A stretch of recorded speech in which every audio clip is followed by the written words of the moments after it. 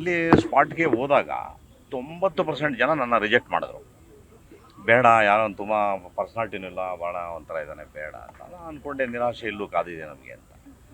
ಇದಾದಮೇಲೆ ಮೇಲ್ಗಡೆ ಒಂದು ಬ್ರೇಕ್ ಟೈಮಲ್ಲಿ ಒಂದು ಶಾರ್ಟ್ ತೆಗಿತಾ ಇದ್ರು, ಆ ಲಾಸ್ಟ್ ಶಾರ್ಟ್ ಅಂತ ಕಾಣುತ್ತೆ. ಅಲ್ಲಿ ಹೋಗಿ ಅವ್ರನ್ನ ತೋರಿಸ್ಬಿಟ್ಟು ಉದಯಶಂಕರ್ ಮಗ ಹೇಳ್ದ, ನೋಡಿ ಅವನೇ ಅಂತ. ಆಗ ಒಂದು ದೊಡ್ಡ ಉದ್ಗಾರ ಅವ್ರ ಬಾಯಲ್ಲಿ. ಇವು ರಜನಿಕಾಂತ್ ಇದ್ದಂಗೆ ಅವನೇ ಕೊಡೋ, ಅವನು ಕರೆಕ್ಟು, ಬರೋ ಮರಿ ಬರೋ ಕೂಸೆ ಇಲ್ಲಿ ಅಂತ ಕರೆದು ನನಗೆ ಎಲ್ಲ ರಜನಿಕಾಂತ್ ಬಟ್ಟೆ ಎಲ್ಲ ಆಲ್ಟ್ರ್ ಮಾಡಿ ಅವನಿಗೆ ಹಾಕಿ ಅಂದಾಗ ಇನ್ನೂ ದೊಡ್ಡ ಸಂತೋಷ ನಮಗೆ ತಡೆಯೋಕ್ಕಾಗ್ತಿಲ್ಲ. ಅದಾದಮೇಲೆ ಪ್ರೀಮಿಯರ್ ಸ್ಟುಡಿಯೋದಲ್ಲಿ ಒಂದು ಸೆಟ್ ಹಾಕಿದ್ರು, ಸುಧಾರಾಣಿಯವರು, ನಾನು, ಸಿ ಆರ್ ಸಿಂಹ ಅವರು.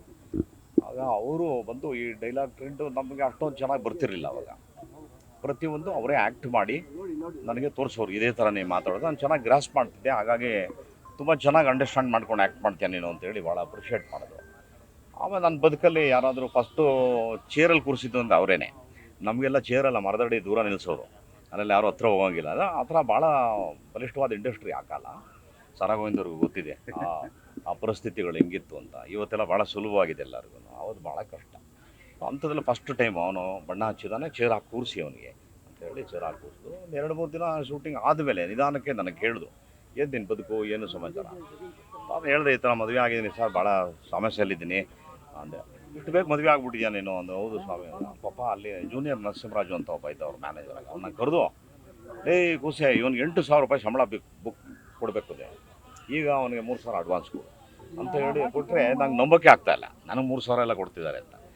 ಹಾಗೆ ಆ ಚಿತ್ರ ಯಶಸ್ವಿ ಆಯಿತು, ನನಗೆ ತುಂಬ ಒಳ್ಳೆಯ ಹೆಸರು ಬಂತು. ಅದಾದಮೇಲೆ ನನ್ನ ಕಲಾ ಬದುಕಿಗೆ ತುಂಬ ದೊಡ್ಡ ಹೈವೇ ಸಿಕ್ತು ನನಗೆ ಇಂಡಿಪೆಂಡೆಂಟಾಗಿ. ಯಾಕಂದ್ರೆ ಅದಕ್ಕೂ ಮುಂಚೆ ಎಲ್ಲ ನಾವೆಲ್ಲ ಗುಂಪಲ್ಲಿ ಮಾಡ್ತಾಯಿದ್ದೀವಿ. ರಣಧೀರ ಯಾವುದೇ ಪಿಕ್ಚರ್ ಮಾಡಿದ್ರು 5-5 ಜನ 6-6 ಜನ ಮಾಡ್ತಿದ್ರು. ದ್ವಾರಕೀಶ್ ಅವರು ಅದನ್ನು ಬೇರ್ಪಡಿಸಿದ್ರು.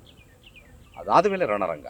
ಸೊ ಹಾಗಾಗಿ ನನ್ನ ಬದುಕಲ್ಲಿ ನನ್ನ ಜರ್ನಿಗೆ ಭಾಳ ದೊಡ್ಡ ಮಟ್ಟದ ಸಹಾಯ ಮಾಡಿದವರು ದ್ವಾರಕೀಶ್ ಅವರು. ಅದಾದಮೇಲೆ ಸಡನ್ನಾಗಿ KSA ಕ್ಲಬ್ಬಿಂದ ಒಂದು ಫೋನ್ ಬರುತ್ತೆ, ಕೂಸು ಬಾರೋ ಇಲ್ಲಿ ಮಾತಾಡಬೇಕು ಅಂತ. ಹೋದಾಗ ನೀನು ಶ್ರುತಿ ಇಬ್ಬರು ಹೀರೋಯಿನ್ನು, ನೀವು ನನ್ನ ಸಿನಿಮಾದಲ್ಲಿ ಹಿಂಗಿದ್ದೀರಿ, ನಿಮ್ಮ ಪಾತ್ರ ಇಂಥದ್ದು ಅಂತ ಹೇಳೋದು ತುಂಬ ಖುಷಿ ಆಯ್ತು ನನಗೆ.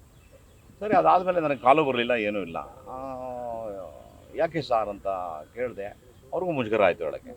ಆಮೇಲೆ ಅವ್ರ ಮಗ ನಂಗೆ ಹೇಳ್ದೆ, ಇಲ್ಲೆಲ್ಲ ನಿನಗೆ ಮಾಡಬೇಕು ಅಂತ ಇದ್ದರು, ಅದು ವಿಷ್ಣುವರ್ಧನ್ ಮತ್ತು ಅವರ ಸ್ನೇಹದ ಕೊಂಡಿ ಕಳಿಸೋಗಿತ್ತು, ಅದು ತಿರ್ಗಾ ಸೇರಿಸೋದಕ್ಕೋಸ್ಕರ ಆ ಚಿತ್ರದಲ್ಲಿ ಅವ್ರನ್ನ ನಾಯಕರನ್ನ ಮಾಡೋದು ಅಂತ ಹೇಳಿ ಅದಾಯ್ತು. ಆಮೇಲೆ ಅವ್ರು ಹೇಳೋರು, ಯಾವಾಗ ಇನ್ನೊಂದು ಸಿನಿಮಾ ಮಾಡೋಣ. ಸರಿ, ಅದೆಲ್ಲ ಇರಲಿ, ಸಿನಿಮಾ ಮಾಡೋದಿರಲಿ, ನನ್ನ ಜೊತೆ ಒಂದು ಗೆಸ್ಟ್ ರೋಲ್ ಮಾಡಿ ಅಂತ ಹೇಳಿ ಸರ್ವ ಸೋಮಣ್ಣ ಅಂತ ಒಂದು ಪಿಕ್ಚರ್ ಮಾಡಿದೆ.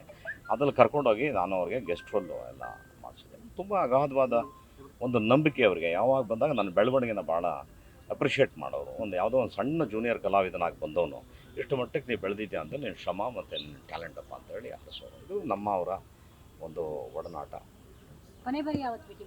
ನಾನು ಶಿವರಾಮಣ್ಣ ಅವ್ರು ತೀರ್ಕೊಂಡಾಗ ಆವಾಗ ಸಿಕ್ಕಿದ್ದಷ್ಟೇ, ಬಟ್ ಫೋನಲ್ಲಿ 2 ಸರಿ ಸಿಕ್ಕಿದ್ದು. ಅವರು ಶ್ರೀಮತಿ ಅವ್ರು ಬದುಕಿದ್ದಾಗ ಒಂದು ಸರಿ ಫೋನ್ ಮಾಡಿದ್ದೆ, ಅದಾದಮೇಲೆ ಅವರು ತೀರ್ಕೊಂಡ್ಮೇಲೆ ಒಂದು ಸರಿ ಫೋನ್ ಮಾಡಿದೆ. ಮಧ್ಯೆ ಅವಾಗ ಒಂದು ಸರಿ ಮಾತಾಡಿದ್ದೆ ಅಷ್ಟೇ, ಅವ್ರು ಹೆಚ್ಚಿಗೆ ಮಾತಾಡ್ತಿರಲಿಲ್ಲ ಯಾರ ಹತ್ರ. ಹಾಗೆ ಅವ್ರ ಆತ್ಮಕ್ಕೆ ಶಾಂತಿ ಸಿಗಲಿ. ಯಾಕೆಂದರೆ ಜ್ಞಾನ ಇದ್ದಂಥ ಮನುಷ್ಯ ಅಲ್ಲ ಹೇಳೋದೇನು, ಸಹಸ್ರಚಂದ್ರ ದರ್ಶನ ಮಾಡಬೇಕು ಬದುಕಲ್ಲಿ ಮನುಷ್ಯ ಅಂತಾರೆ, ಅದು 80ನೇ ವಯಸ್ಸು. ಆಮೇಲೆ ತುಂಬ ಜ್ಞಾನಿಗಳು ಹೇಳುವಂಥ ಒಂದು ಮಾತು, ದೇನೇನು ಜೀವನ ಅನಾಯಾಸೇನ ಮರಣ, ಸಾವಲ್ಲಿ ತುಂಬ ನೆಮ್ಮದಿಯಾಗಿ ಸಾಯಬೇಕು ಅಂತ. ಅದೆಲ್ಲವೂ ಅವರು ಸಿಕ್ಕಿದೆ. ಅನನ್ಯ ರಾಯರ ಭಕ್ತರು. ಅವರ ಆತ್ಮಕ್ಕೆ ಶಾಂತಿ. ನಮಸ್ಕಾರ. ನ್ಯೂಸ್ ಫಸ್ಟ್, ನಿರ್ಭೀತಿಯಿಂದ ನಿಮ್ಮ ಪರವಾಗಿ.